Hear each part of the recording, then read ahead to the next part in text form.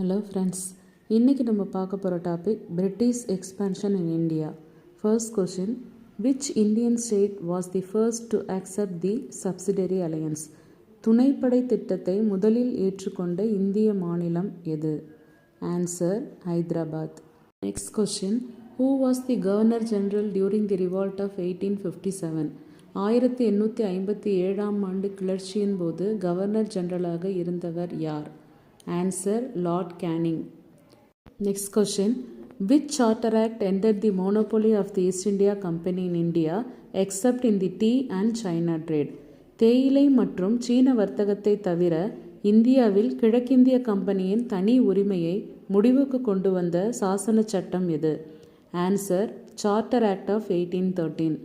Next question, who most strongly opposed the subsidiary alliance? துணைப்படை திட்டத்தை மிகவும் கடுமையாக எதிர்த்தவர் யார்? ஆன்சர், திப்பு சுல்தான்.